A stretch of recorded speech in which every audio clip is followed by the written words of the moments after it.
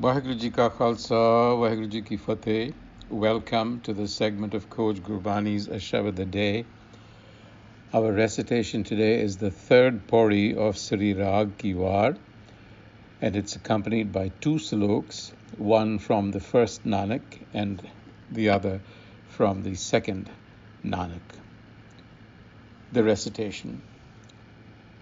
Slok Mahalla Pehla Phakar Jati Phakar Nau, a-sabad-a-day जी का छाँव। आप पहुँचे को भला कहाए, नानक तां पर जापे, जां पत लेखे पाए। महला दूजा। जिस प्यारे स्यों नेहो, तिस आगे मर चलिए, त्रिग जीवन संसार, ताके पाछे जीवना Pauri.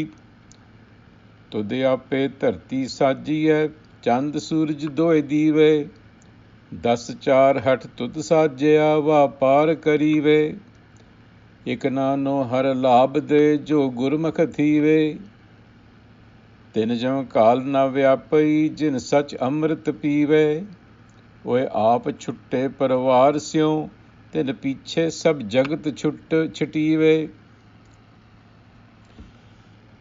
So the key in this passage is Phakar Jati Phakar Nau, Sabna Jia Ekko Shaun. This is translated, of course, it means without merit is any sort of caste pride, and of little worth is social status or privilege, because all creatures come from the same shade or rest under the same shade, which is another way of saying that they are all from the same source. Now, the fact that caste pride is not a good thing is pretty obvious in art. I mean, it's clear that it's not a good thing. But let's examine where Guruji is coming from, because he is speaking about this from a deeper perspective. The first thing to note is that while the statement is very obvious to us, this indeed is Guru Nanak's underlying mission, which is to assure the dignity of the individual, and with that to actually form the foundation of a just social order, the Begumpura that has been envisioned in the Guru Granth. Now, the term Jati is something we need to just dwell over for a minute or so. We reflexively understand it to be the very undesirable Indian caste system.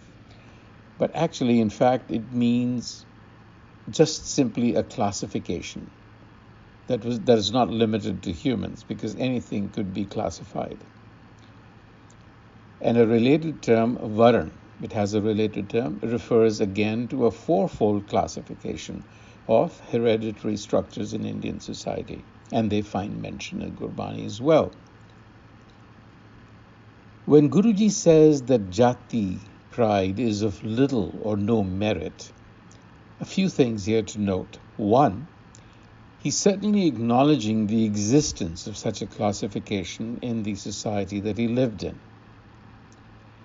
He also identifies the fact that there is pride that comes to be associated with one's jati, which would suggest to us that this entire business of classification had a built-in structure of privilege or advantage. Some jatis were obviously better positioned socially than others, and this privilege then extended to forms of knowledge or skill sets that were available to a particular jati, which is evident in the second line, Sabna Jiya Ek Shaun. Now, in terms of the Varan, Gurbani is very clear in stating that the message of Gurmat is open to all Varna. Chauha Varna ko Upadesh Sanja. So it is the pride of jati that Guruji is really drilling into and is the real culprit, because it is this feeling of difference or superiority and the need to maintain it that leads to institutionalizing this particular way of classifying. Privilege, it leads to privileging certain elite groups. And then what follows is oftentimes, most of the time, very criminal and violent exploitation of other groups. Clearly a state of affairs that Guru Nanak witnessed and condemned.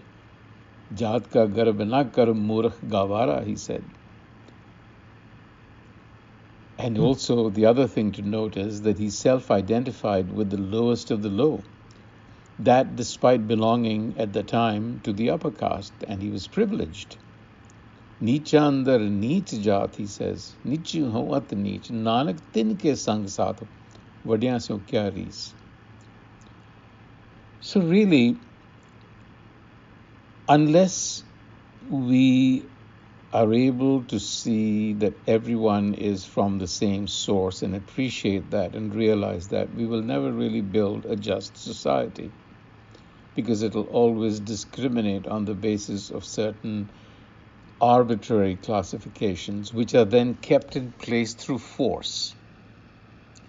This is generally true of all societies. The message for us is to recognize that the Creator does not discriminate. Sabna jiyan ikko chhao. So we have to discard any sense of caste pride. We need to develop qualities that were mentioned in the previous body: faith, perseverance, love. And here, what is added is fighting for right principles. Jis pyare se une tis aage mar chaliye. Now, it is believed commonly, traditionally, that this particular line was composed by the second Nanak, Guru Angad Dev Ji, as a reference to Guru Nanak, that how could I possibly be alive after the fact that his Guru is gone? But I think we can also read this to suggest, because Guru Nanak, more than a person, was a principle, a doctrine of Gurmat. So we could read this line to also suggest, be principled and be ready to defend those principles. Fight for them. And so for a Gurmukh, the only thing that matters is self-knowledge, knowledge of the self. Gurmukh, Jaat, Paat, Naam Vadiyai. That's it for a Gurmukh. That is the Jati and that is the Pati for a Gurmukh. And self-knowledge will teach you unconditional love.